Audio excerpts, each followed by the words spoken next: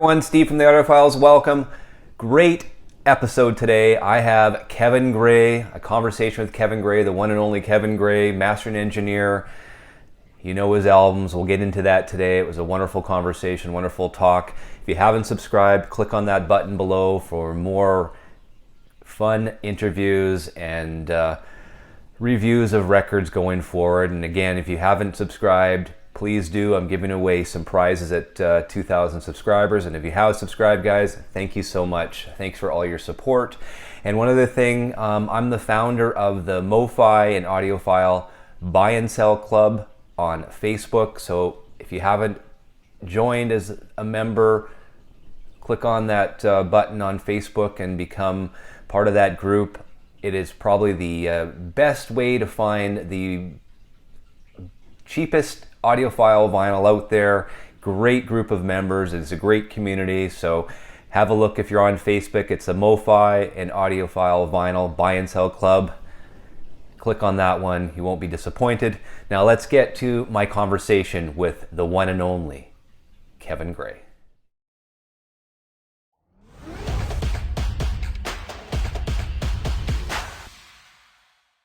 Thank you so much, Kevin. This is Kevin Gray from Cohearent Audio, not Coherent Sound, I've been told.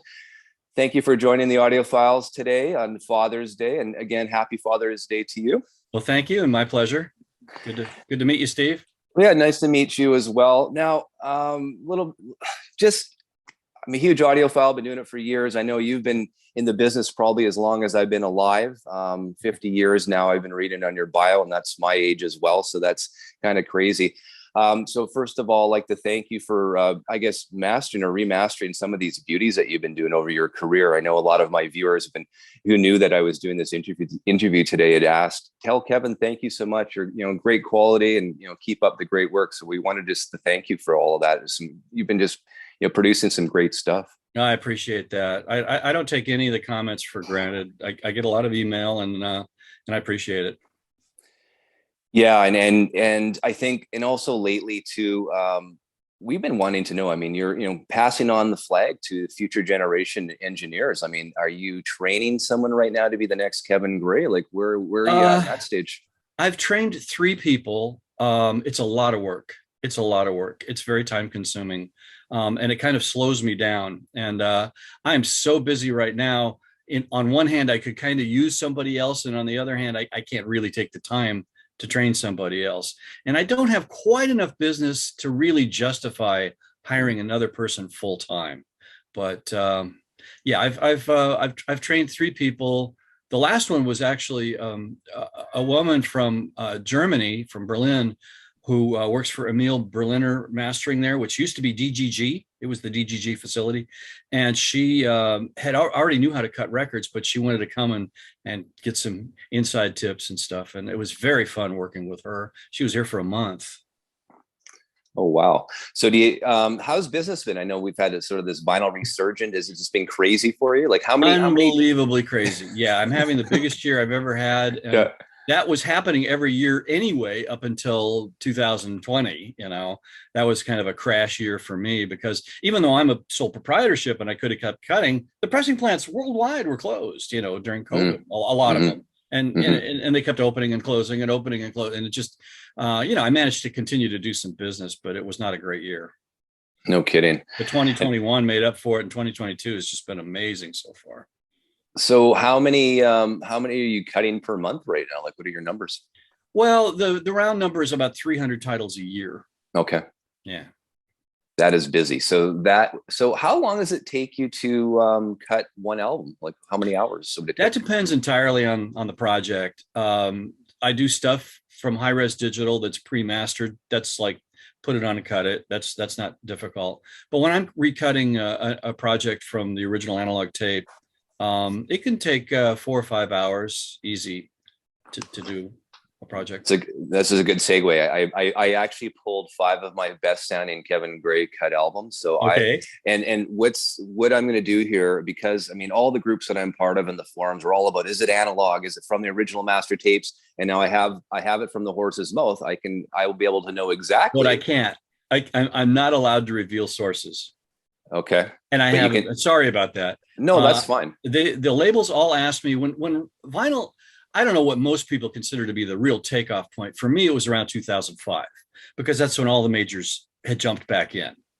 And I was asked by each label, do not reveal sources unless Okay. we do. If they sticker it or if they mention in their publicity that was cut from analog, both the mono and the stereo. Oh God, I love that record. You know what? That's I one of was. my favorite You Coltrane's. know what? I listened to this last night in the mono version, Kevin. Oh my goodness! I mean, it I'm just. getting a lot of feedback on that. I'm kind of a stereo nut, but You yeah, the are. Yeah. mono did sound really really good on that. It sounded really good. I mean, I always like to listen to it from one speaker as well, Uh huh. just Oh because yeah. it's mono. It just makes sense, and everything was just popping. It was an incredible experience. I think I listened to it twice last night. I mean, Oh great wow. job on this one. So this is a Thank you. I so. just got my pressing about a week or two ago.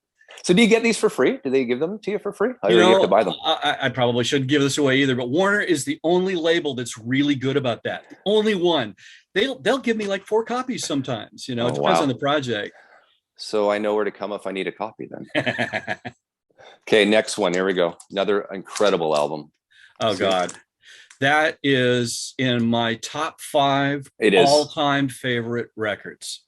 Well, these are my top. These are my top Kevin Gray records as well. So I mean, so Well, I consider it an honor to be able to do the reissue of that record. It's just, yeah, it's iconic, absolutely iconic. I've told people the story that when I was a kid, I think I was in high school when that came out, and there was a rock station in LA that I would listen to kind of fall asleep, and then just as I was falling asleep, I'd click it off.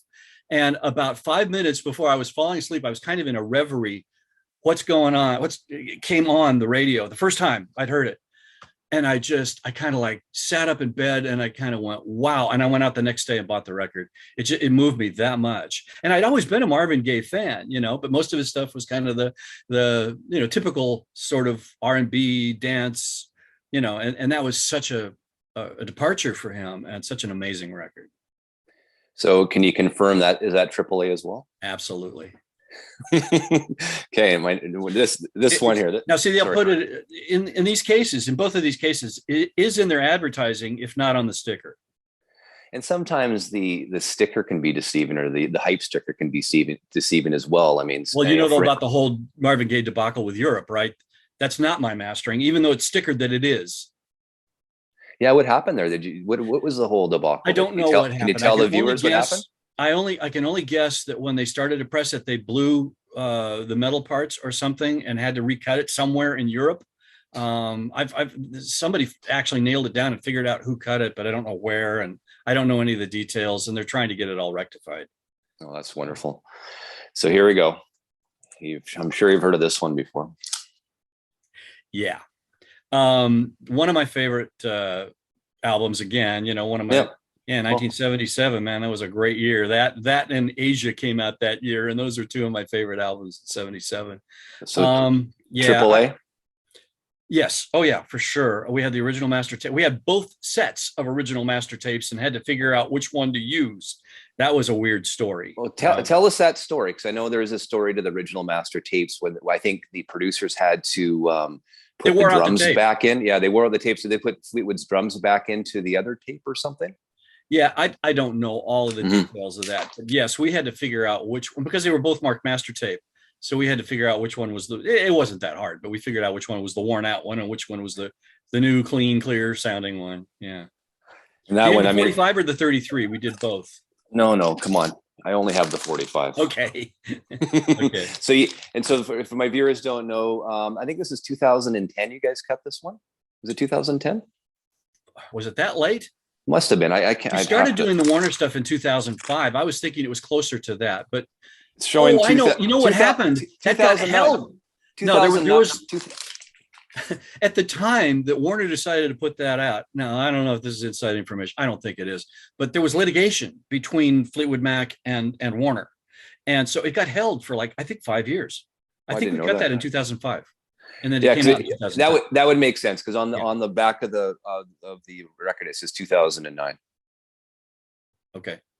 And so my viewers, I mean, Kevin, you partnered with Steve Hoffman on that one.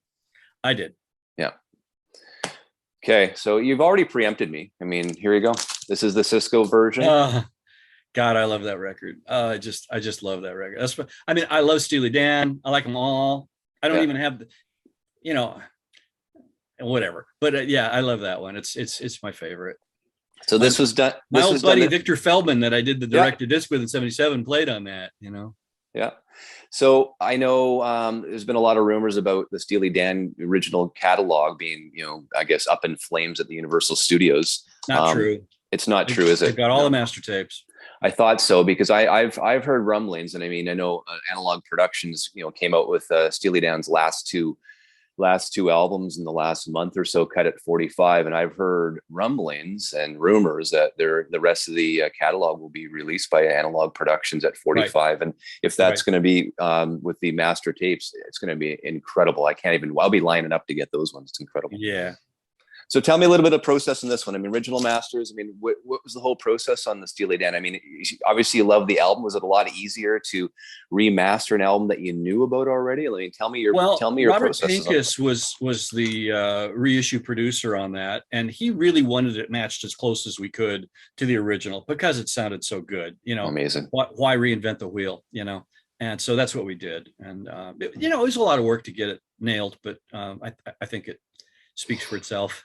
Well, I've done an A/B with Bernie's, the original Bernie Grunman one with yours. I mean, yeah, I think just even last night I listened to it again, and I think really great separation of the instruments as well. And I mean, I think because you're a major jazz guy as well, and I think for you probably it was probably a lot of fun remastering the Steely Dan because it really does have that I don't know, has that Coltrane feel to it. I don't know, I just felt it.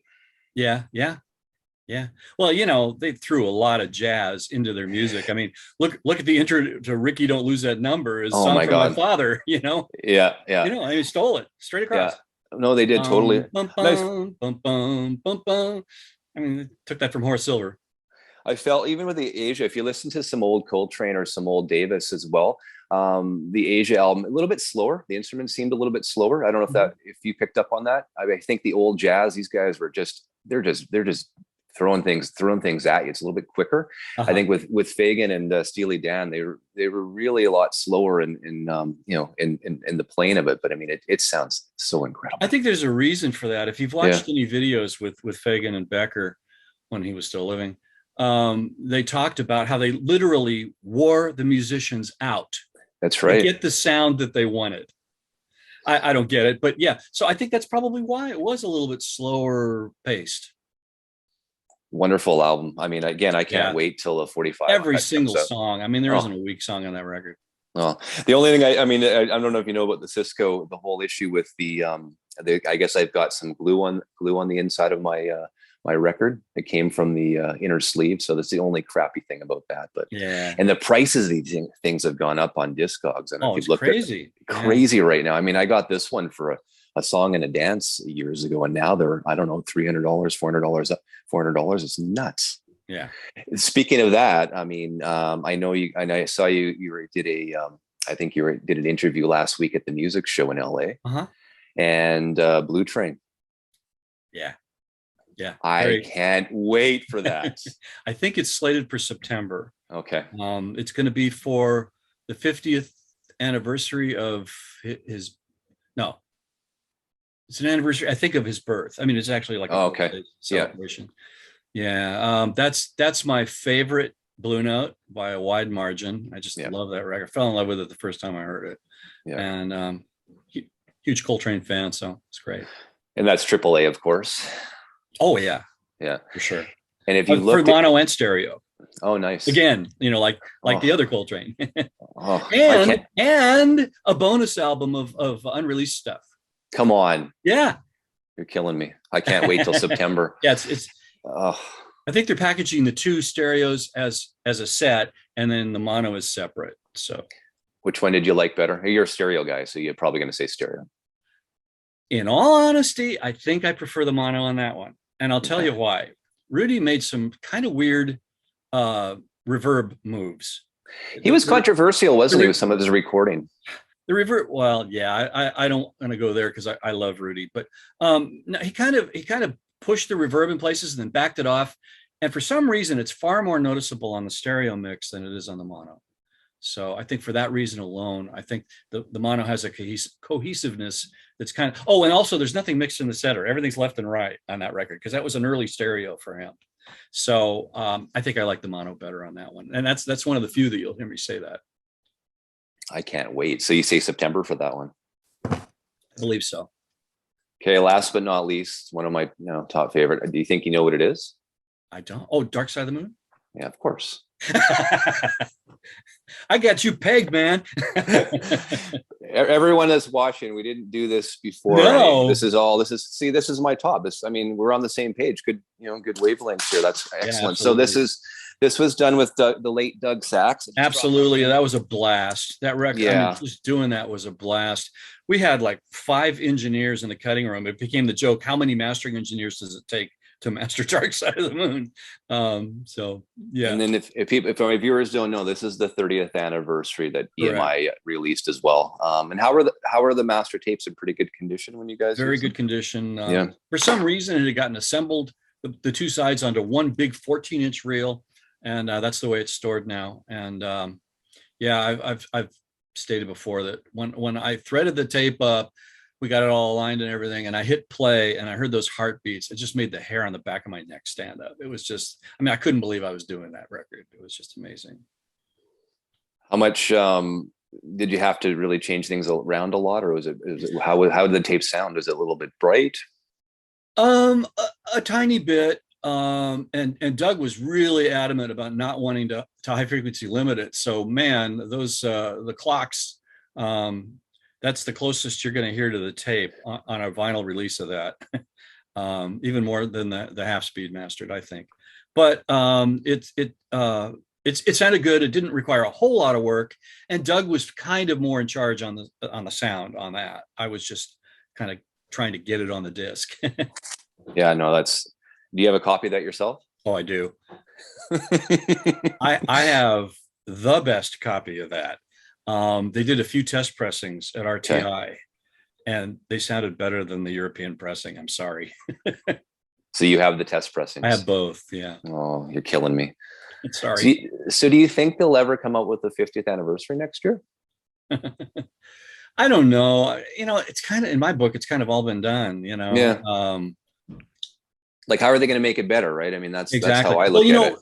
5 years later, they did a digital reissue of it. The 2016 was it was a flat transfer to Grunman just to cut to disc. So I mean, that's what happened there. No, I mean before Doug died, they did a digital release with what's his name, their engineer, escaping me now. Guthrie, James Guthrie. Yeah, James Guthrie. Yeah. They did a special digital remix and then cut that to vinyl at the mastering lab. After he had taken his disc cutting system out, which was the only reason that I got involved in that, and then he put it back in. Moved it from Hollywood up to Ojai and put it back in up there. And that's a system that Chad Kassem has now at Acoustic Sounds. Oh, okay. Speaking of that as well, I don't know if you've looked on Discogs, but going back to Blue Train, when you and Hoffman cut it, I think it was 2010 for Chad. That's Acoustic, about right. Right? Yeah. $350? Really? Yeah. Wow. Okay. That's why I'm waiting until September. Right. Now we did that in mono at 33 for Music Matters. So I have to look. I should look. I think that's the better sounding one personally of all the earlier releases, but I think the new one's the one to get. and you can get the mono and the stereo. So Music Matters 2003 cut of Blue Train. No, that was the 45. Then they redid it as a 33 in 2011 or 12, somewhere around there. No, yeah, it was even later. Yeah, it was maybe 12 or 13. Yeah, as a 33.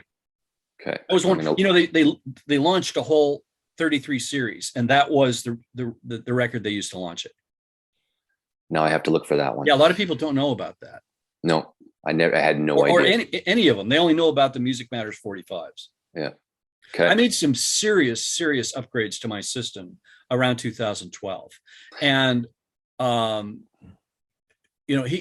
both Joe Harley and Ron commented that, wow, these things are sounding better than what we did before. And he goes, I wonder if we could get as good a sound at 33 as you were getting with the old system at 45. And they concluded that we could, and that's why we did it. So, Do you prefer 33 over 45 or as an well, audio sonically, you can't really beat 45 No. if it's apples and apples, I mean, there were some changes there, so that kind of changed things. But as a listener, I much prefer 33. I don't like having to get up and flip the I record know. twice. It's kind I of a agree. pain in the butt. I agree. Well, I was always my own. Chad's big on it, but I'm not. My hope is to see like a 50th anniversary Pink Floyd on UHQR through Analog Productions or whatnot at 45. But it would be a weird experience having to flip it over. I mean, it'd be two songs. Well, where do you break it? Because the way the songs flow. It doesn't. You'd have to fade out and fade in or something. It doesn't flow for me on a 45. Yeah. I don't think it would be like listening to Abbey Road's medley on 45. I don't think you could do it. Yeah. Think about it. It just doesn't. You know what I mean? You're absolutely right. Can't do it. I think that's one you can't cut at 45. Can't do it. Well, I've never been able to do any of the Beatles, and that's been like probably the biggest regret of my career because I'm a Beatle freak. So. I'm a Beatles freak as well, as you can see behind me is my little poster there. That's the thing. I mean, do you have the mono box set that they cut in 2014? No, I actually have the original box sets, that Parlophone put out, and to me, that's still my go-to. It's just me. I guess, I mean, they remixed so much of it, and I wasn't that thrilled with some of the remixes. I mean, it had a little bit of more of Paul's bass and some other detail things, but they compressed it more, and I don't know. It was kind of a mixed bag in my book. So you'd rather take the original mono Sgt. Pepper than the 50th anniversary Sgt. Pepper? Personally, yeah, but that's just me. Yeah, no, I think because I grew up listening to the mono versions, my very first record I ever bought at 12 years old with my own money was Revolver mono. So, I mean, I still have it, of course. That's my favorite Beatles album. Yeah. By a wide margin. Sgt. Pepper is the only one that I really, really do like the mono mix of. I wasn't that thrilled with the mono mixes on the other albums. The weirdest one was the White Album. yeah, I know. Well, I think George Martin didn't spend a lot of time, mixing it to stereo. I'm talking Sgt. Pepper. I mean, they spent maybe 3 to 6 hours, doing a stereo mix of Sgt. Pepper. It's just not a lot of time. Doing the mono, right? Amazing, huh? So, and then of course, when the 50th anniversary, Giles Martin went back and spent how long to remix it? Yeah. But I like the crowd noise and all of that stuff in stereo on the stereo. So, I can't really say that I have a favorite. I like them both a lot. Yeah. So, okay. So how the heck did you get into this industry? I mean, like we established at the beginning, it's been 50 years. You've been you've been working as long as I've been alive, which I think is crazy. And you look great. And you look great, by the way. Just want to let you know. Yeah. Thank you. Yeah. I was always interested in music and electronics. Those were my two passions as a little kid. I mean, I started building electronics when I was 5, literally. Built a code practice oscillator out of the back of the RCA tube manual, when I was 5 years old. Wow. And that was about the time that I started getting my parents to buy me records. I got a little, those little suitcase record players. Yeah. And I started collecting LPs. I've still got some of them. And I loved music, loved vinyl. Of course that was the only format at the time, but then in 1969, I was just starting high school. I was in my first year of high school. A guy moved into the neighborhood across the street from me, and he mastered records for a living. Bob McLeod. The company was Artisan Sound Recorders, and they were the company that first hired me.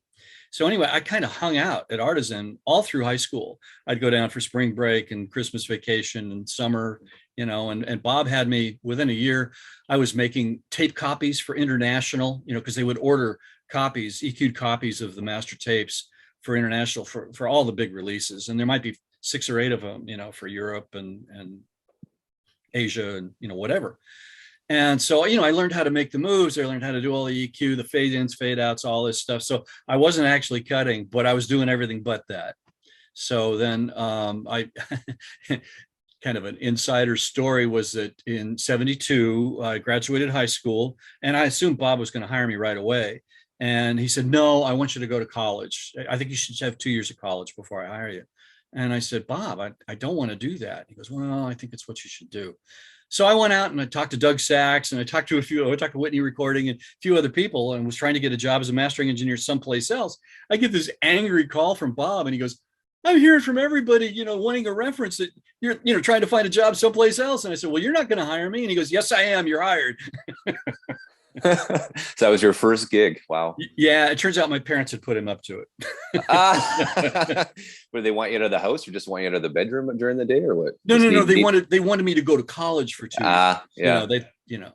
My dad, up until the day he died in 2014, thought that someday I was going to get a real job. Wow. That's funny. I'm kind of exaggerating, but it felt that way. He never really, he knew mechanically what I did, but he never understood my passion for it, or, why it was so important to me. He just didn't get it. So it was, he thought it would be a passing phase, in 1972. Do you remember your very first album you cut on your own? It wasn't on my own. It was a collaborative project, because we had 3 engineers there, and one guy would cut refs, another guy, might cut the second set of refs after they decided they wanted to make some changes. Another guy might actually cut the master lacquers. But the first project that I got to work on with the engineering team and most of the band there was Europe 72 in 1972, Grateful Dead. Oh, nice. Yeah. And I got to work with Billy Wolf and what's her name? Betty Cantor. They were the engineers for that project. And then that started a long-term relationship with the Dead. I mastered about 6 or 7 projects for them. Other stuff besides their albums, I also worked on the solo projects for Garcia and an album called Old and in the Way, which was a bluegrass album that Garcia did with a bunch of, fabulous bluegrass players. If you've never heard it, it's an amazing record. You're killing me. I think I'm going to be spending a lot of money. Old and in the Way. Great record. Wow. It was engineered by Owsley Stanley himself, Mr. Acid. And it was done direct to 2-track on a Nagra, and the sound is stunning. Anyway, and then Digger Rhythm Band was a percussion album that Mickey Hart did. Garcia played on that too. But yeah, so a lot of stuff for the Dead. Did you meet the boys? Did they all come of to the them. studio? Yeah. I don't think I ever met Bill Kreutzmann, but I met all the other guys. They all came in. What was your impressions of Garcia? Oh God, I love that guy. He was like a big teddy bear. Literally, I could barely get my arms around him and give him a hug. I loved Garcia. I cried the day that he died when I heard that he passed. No, great guy to work with. Very, very positive, very upbeat. Was he demanding? No, not at all. Bob Weir was a little more demanding, but they were all very easy to work with. Yeah. Bob, I kind of felt like he directed the thing, in addition to the actual engineering team. He felt more like the producer to me than any of the other guys on the actual Grateful Dead albums. I also worked on Steal Your Face. I worked on oh gosh, I get them all mixed up. It wasn't Mars Hotel. It was the one before that. Wake of the Flood, I think it was called. Anyway, yeah. So what's your favorite, best sounding Grateful Dead album? Well, it was before my time actually, but it was mastered at my alma mater. It was mastered by Bob McLeod at Artisan. It was American Beauty. I just think that's a brilliant album, musically and sonically. Steve Barncard was the engineer on that, and he was a god to me when I was coming up. He was such a great engineer. He worked on Deja Vu, Crosby, Stills and Nash. Did a little bit of work with Creedence, although that was mostly what's his name? I'm terrible with names. They just drop in and out of my head. Russ Gary was the engineer on the Creedence stuff. And I've developed a relationship with him after the fact. I didn't know. Well, I met him in 72 when he came in to master an Artisan project at Artisan, but I wasn't the engineer on it, but I met him. And, I was always excited by meeting the engineers for some of my favorite records. But then I got to do the whole catalog twice, first for DCC and second for Analog Productions. So, yeah, that was fun. Wow, no kidding. So I know all the forums that I'm part of and talking to, I mean, this whole half speed mastering. I know you've never, from what I can tell, have ever half speed mastered. I mean, Abbey Road is the big half speed mastering label now. Right. I know my viewers want to know your thoughts on the whole half speed mastering process and why it's good or why it's bad or why you're not doing it. Well, there's serious problems at both ends of the spectrum, high and low frequency, with cutting from original master tapes. By dropping everything an octave, you're losing an octave of low bass.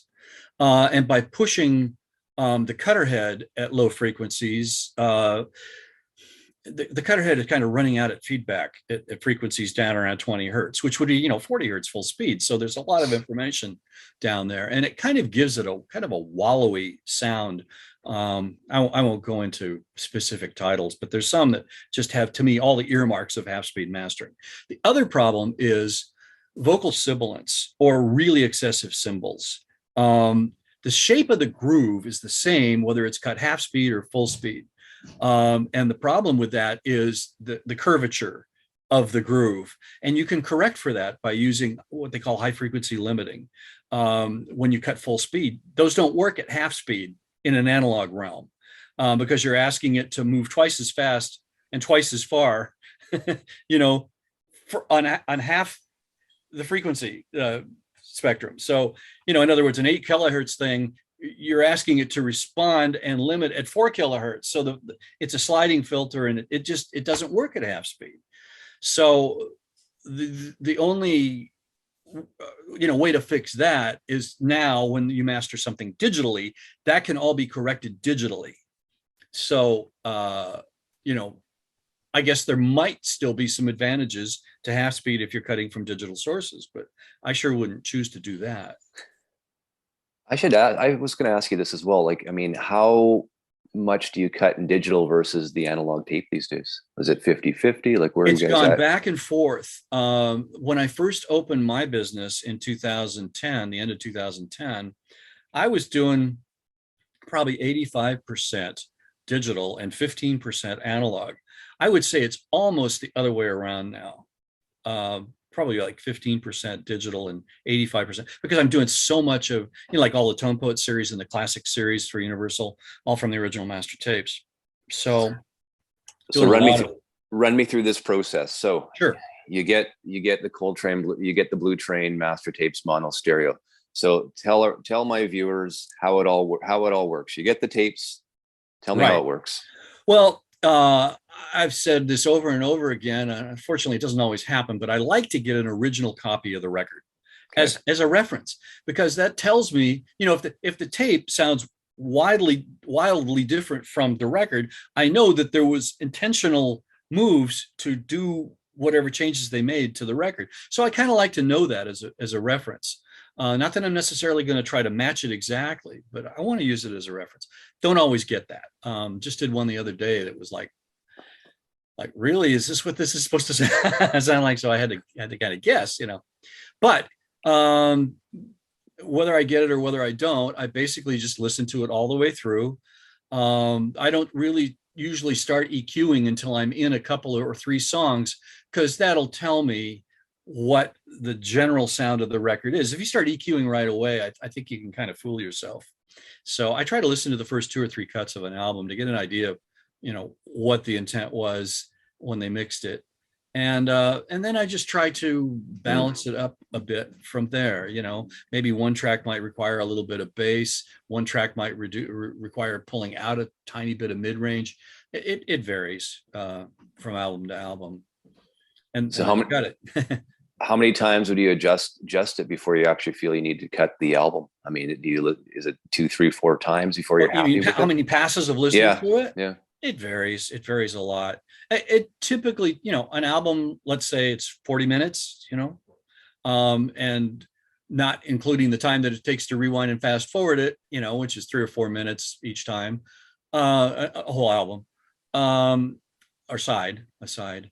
I can spend easily 3 or 4 hours just running it down, getting it sounding the way I want it, and then cut the lacquers. And then that can be kind of a fight too, getting long sides onto the disc without making compromises. Like, generally I'll reduce the volume rather than filtering bass, which is what everybody did back in the day. Mhm. If it didn't fit, filtered at 40 or filtered at 50 hertz, which I wouldn't want to do for an audiophile record today. And that's why some of the original CDs sounded so bad, because they were cut from the EQ'd tapes that were made for cutting vinyl, and they had all of those compromises already built into them. That is very interesting. Yeah, the very first stuff that like Sony put out, Billy Joel and all of that stuff did not sound very good. Well, I mean, back in the 80s, it was the loudness wars, I guess it was called, with CDs. I mean, no, that didn't really start till the mid 90s. That was the mid 90s. Okay. Yeah. It was bad A to D converters and cutting from EQ'd copies that messed up the sound of the early CDs. Ah, I see. And you still work with SACD as well, right? I mean, I make a DSD is the format for SACD, right? And direct stream digital, it's called. Yep. And I do a DSD transfer for a lot of the stuff that I do, and I do 24/192 like for the digital downloads on like the Blue Note stuff.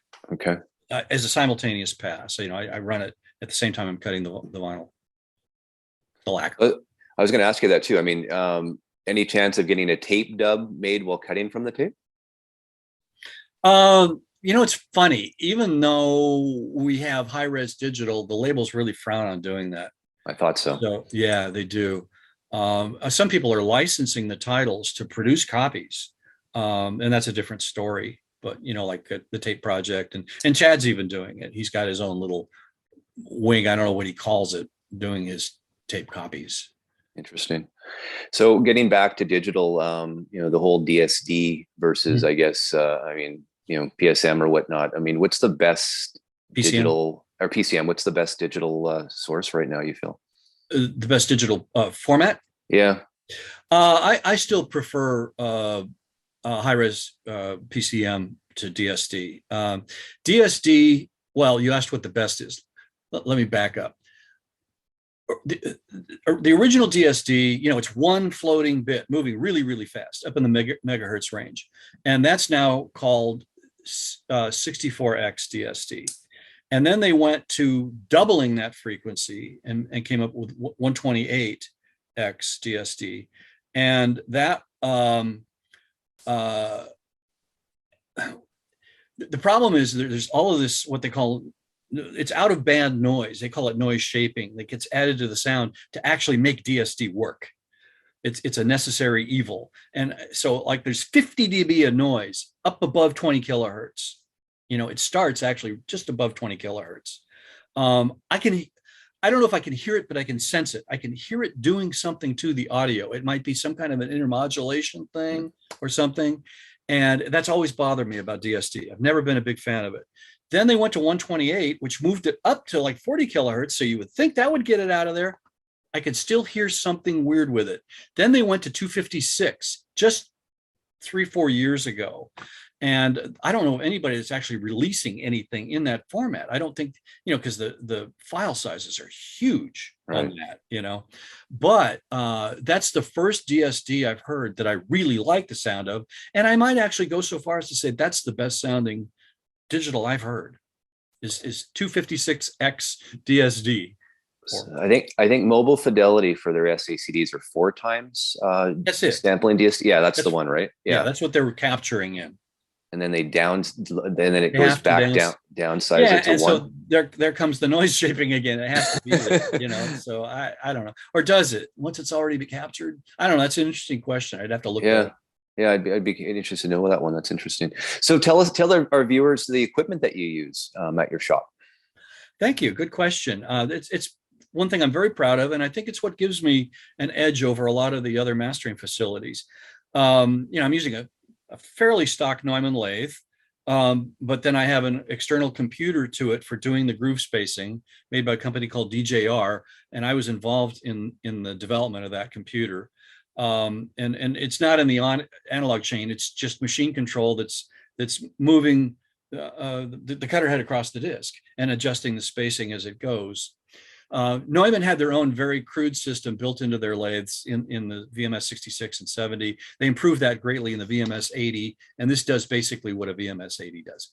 Okay, and I have a stock Neumann SX74 cutter head, but all of the electronics from the tape machine, playback electronics, through to the power amplifiers that drive the cutting head are all pure Class A, no transformers in the signal chain. And my former business partner, Doug Shepard, still one of my very best friends, he designed all of that gear, and the two of us built it. And it's been upgraded over the years, but it's basically the same configuration. So the equalizers, the line amplifiers in the console, all of that, it's all our design. And the speakers, what type of speakers you guys are running? It's a custom system built from scratch. It's a system I've basically been building with small changes in drivers over the years since the 80s. I'm using a Dyne Audio D54 mid-range, which is the best mid-range driver I've ever heard, and the Dyne Audio D21. These are both in what they call the AF series. And of course, they no longer OEM. So, you have to buy complete Dyne Audio systems now. In the day, you used to be able to buy the drivers separately. And then I use a 12-inch JBL mid-bass above and below the mid-range and tweeter. And then I have a dual 18-inch JBL subs on each side. So it's a four-way tri-amplified system. I have a passive crossover between the mid-range and tweeter. Everything else is active. And it's about 2 kilowatts driving it. So it plays really loud and clean. Oh, wow. I know you had a custom playback system, the Macintosh 3500 tube system. What's up with that one? Are you still working on that? Oh, no, we're getting ready to launch our first recording. No way. Yes, I built a recording studio in my house, not to promote somebody else, but you can go to Fremer's site back in January 10th. He did an article on it, and there's even a sound sample on there of 3 of the tunes. And we did a jazz album with a woman named Kirsten Edkins. And we got Gerald Clayton on piano. I don't know if you're familiar with him, but no. He is like the up and coming guy now. He's like around 40, I guess. Wow. But he's the son of John Clayton, the bass player, double bass player. And anyway, I'm very excited about it. But I built a recording system starting back in 2005. I just completed it around 2018, 19. It's all vacuum tube from the microphones all the way through to the cutter head. And I didn't get the disc cutting system complete until like 2020. So it was a huge undertaking. I had no idea it was going to be such a big project or take so much time, but I'm very proud of how it sounds. And we're using the MI350, which is the industrial version of the MC3500.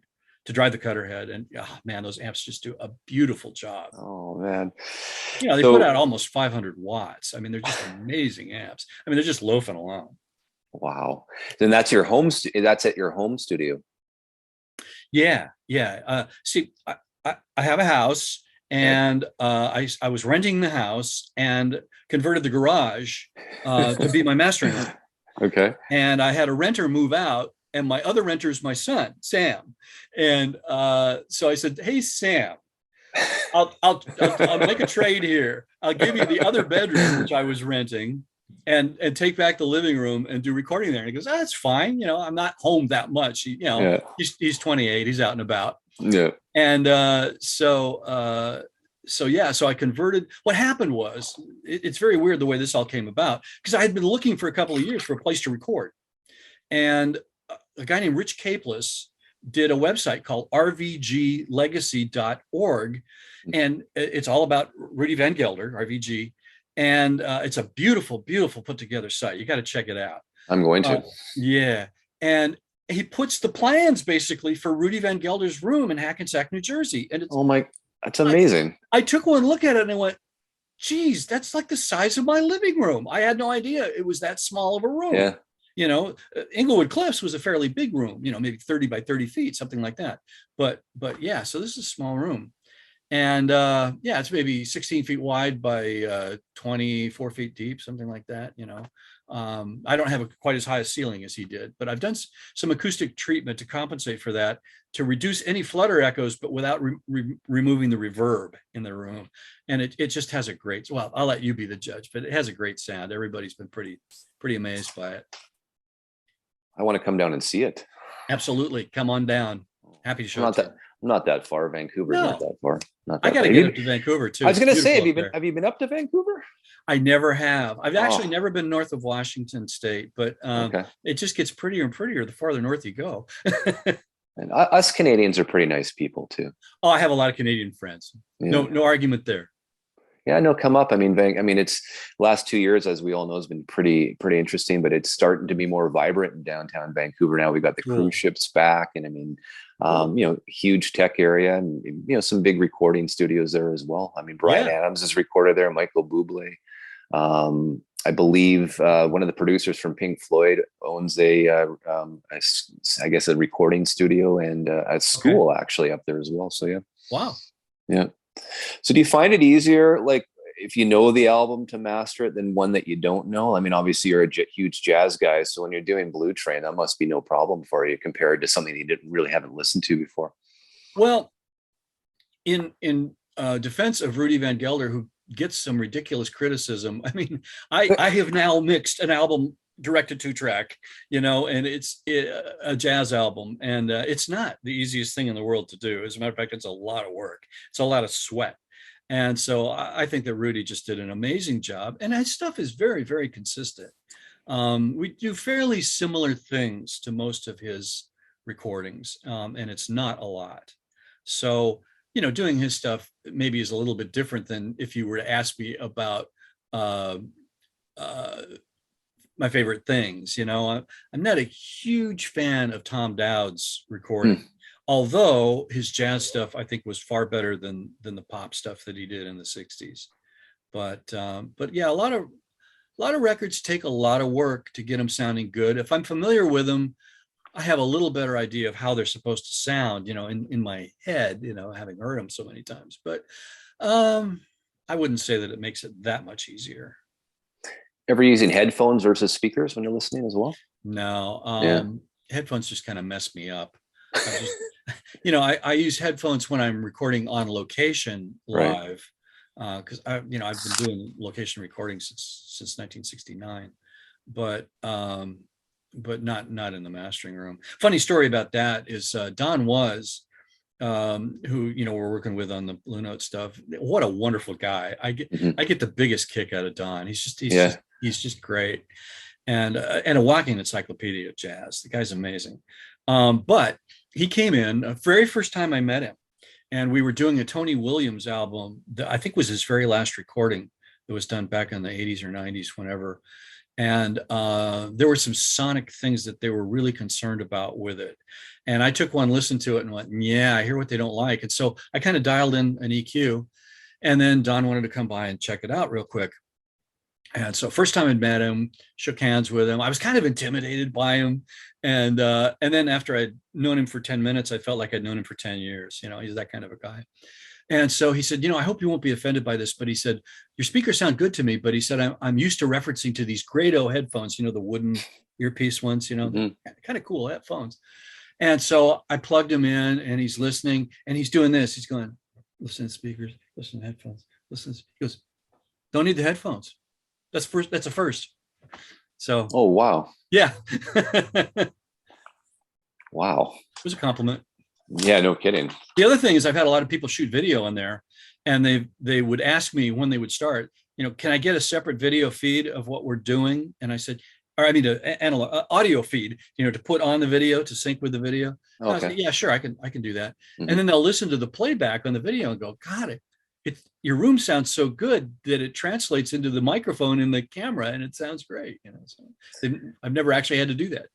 Is there pictures of your studio on your website that my viewers can go to? Okay. Several. Yeah. Excellent. No video? No. But I could send you some video. I mean, there's if you search Kevin Gray YouTube, there's a lot of video of various things that I cut.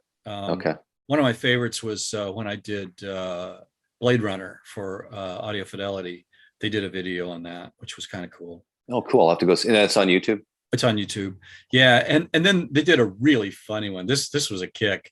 We were doing a Barry White, and they got this guy from New York who's a Barry White impersonator. Oh, come on. Barry's passed, right? Yeah. They get this guy, and he's dressed up in like a gold lame jacket, and he comes in and he's like giving me tips, pointing to the equalizers and pointing, yeah. And they shot a video of this, right? And it went viral. For a while, I think they had to pull it down. The Barry White estate at first didn't understand it, thought we were somehow criticizing him. And when we explained what the intent was, they went, okay, and let him put it back up again. Yeah. But I get this call from Chuck. How'd you get Barry White to come in and do that? I said, Barry's passed on. Well, who was that guy? I said, he's an impersonator. And he's like, that's weird. And I said, yeah, it was kind of weird, but it's fun, right? Oh my God, that's funny. It's still up. You can find it. I'm gonna look for that now. Okay, so at the very top, I picked my top 5 Kevin Gray mastered. I was right up there with you. Do you think? Would you agree with those top 5, or do you have another? Well, one I mean, there's a what? lot of blue notes, Well, there's huge. I mean, I was looking on Discogs before we started this. I mean, I punched up your name, and I mean, there's 2,600 plus. I mean, is it that pretty accurate then? That's the tip of the iceberg. Yeah, I know. I mean, I do 300 albums a year now. I probably was doing fewer separate albums, back in the day, because I might spend a day or 2 days working on a record in the 1970s with a band and the producer and everybody. But, you multiply that by 50 years, and that's a lot more than 2,700. Yeah, I don't know. That's whatever it is. Yeah, no. So, okay. Yeah. So top 5. I mean, I did give you my top Kevin Gray. Do you have any other ones that my viewers might want to check out? Well, yeah, that's a tough one. I know. I love putting you in a spot. I mentioned some of the Grateful Dead stuff. Yeah. Blue Note. I mean, God, it's funny because even though I had like Blakey and Herbie Hancock and a bunch of Blue Note stuff, I wasn't really into Lee Morgan until I started doing the Music Matters. I'm a huge Lee Morgan fan now. Sidewinder sounds incredible. Man, oh man. I mean, considering like a $30 record, you can pick it up on Amazon. I mean, it's incredible. I mean, that's just, you can't get better than that. I love that record, and I love them all. I love them all. So, wow. Okay, so then a non-Kevin Gray best sounding couple of records. What do you listen to? Okay. Well, the original Kind of Blue, an original one from the 50s. You have it? I mean, there are so many amazing sounding records, that are hard to beat to this day. I got a shot at that in 2011, I believe it was. They had put it out in 2009, I think was the 50th, right? And it got panned by the audiophile press. And so they let me take a shot at it. And they're hard to find, and they aren't stickered. So I don't know how you find one other than, opening it up. So you could find one on the used market because they'd say, oh yeah, it says, KPG at CA, for Cohearent Audio. Mm-hmm. But, I thought mine sounded really, really good, but I can't really fault the original, all of that Columbia 30th Street stuff, the Brubeck Take 5 or Time Out, I mean, that's just brilliant stuff. In the rock realm, oh my gosh, I'm a huge fan of Ken Scott, the recording engineer, and Ken, his first big project was the White Album. Imagine getting thrown in for that as a young engineer. Did he go on to do Supertramp as well? Yes, he did. Crime of the Century. Amazing. And that's one of my favorite rock albums of all time. I have not gotten a shot at that one, but it was very funny. I met Ken about 5-6 years ago when he did a talk for the AES about his work with both the Beatles and Bowie. That's what he focused on. I went up and I said, after the show, and he's very friendly, very engaging. And I said, there was no mention of Supertramp and Crime of the Century. And I said, that was considered an audiophile record, even the original vinyl of it, let alone the MoFi in like 75, whenever that was. And I said, you walked into a stereo store, they were all playing, Hide in Your Shell and that stuff. And he goes, really? Like, he was shocked. He didn't really know that was an audiophile title per se. It surprised me. But yeah. Okay. All right. Here's a couple of others. Okay. I love all the Cat Stevens stuff. Um, in most of the incarnations, but the So originals, all the original. You're talking all original here. yeah, the originals Okay. sounded great on Yeah. that. Lee Hulko cut those at Sterling Yep. in New York. As a matter of fact, I think up until the 80s, I think the best sounding Beatles that ever got put out was the blue and red album, the 62 to 66, 67 to 70 that Lee Hulko cut in New York from, obviously they assembled tape copies of the original songs, but that was the best I had ever heard the Beatles sound to that time, because I didn't have any of the Parlophones. I only had the Capitol records, which most of those sounded awful up until I know the White Album and Abbey Road. I thought they did a pretty decent job on, but I think Ken Perry cut those. The North American Beatles Capitol records, I mean, just sound awful. I'm almost thinking it's like fourth gen tapes or something. They just don't. They sound terrible. Yeah, that's what I grew up with, unfortunately. Well, yeah, I mean, that's like I said. My first record was the Revolver mono, so I mean, I was pretty fortunate. But I mean, yeah, looking back now, I know I've read the Red and the White album, or the Red and the Blue albums do sound quite good. Yeah, Lee Hulko did an amazing. Yeah, he was an amazing cutting engineer. I do have those. I'll have to pull those from my collection and have a listen to them. I haven't listened to them in years. Yeah, he did the Cat Stevens stuff too. Okay. Yeah, T for the Tillerman and Catch Bullet 4. And see, I think this video today is going to cost a lot of my viewers a lot of money, including myself. So okay. I don't know. Yeah. Well, that's what happens, right? We watch these videos like, okay, we want to get the best sounding stuff. I mean, now I'm like, I'm going to be going back and taking some major notes and going to the record store or going on Discogs and buying some stuff now. I mean, it's crazy. Rolling Stones, anything Rolling Stones? Do you like them? Well, I have all of those records too. Mostly the American pressings. My alma mater, my mentor, Bob McLeod, cut Let It Bleed, which, I think was the best sounding. Love that album. It's my favorite Stones album sonically. And for that reason, it's my favorite Stones album. And, Jimmy Miller, I think, is the biggest unsung hero producer in the history of rock and roll. He did Beggar's Banquet all the way up through Goat's Head Soup, I think. And to me, that's the best sounding era of the Stones. Way better than the early stuff, and even better than the later stuff in my book. Interesting. Very interesting. And, so, yeah. Oh, and the Doors, those were cut. Most of those were cut at Artisan. Bob cut Soft Parade, and then Morrison Hotel and L.A. Woman. And your favorite Doors album? Probably Morrison Hotel. Yeah, that record. Roadhouse Blues is my favorite Doors song. I think for me, it's L.A. Woman. Yeah, the album. You mean, or the song? Oh, the album. The album. Yeah, well, Riders on the Storm is. I get chills just thinking about that song. Such a great recording. I have the Analog Productions 45. I mean, I just think it's phenomenal. Love that one. So when you go home, or when you're basically not mastering, what's your own system? Like, what do you run? Like, what type of turntable? And tell about your gear. I have a Technics SP10 Mark III, which they made very few of. It was the very last, high-end table that they built, with an SME 3012, they call it the transcription arm, the 12-inch arm, with a V15 Type 5, a custom tube phono pre. The rest of the system at home is all solid state.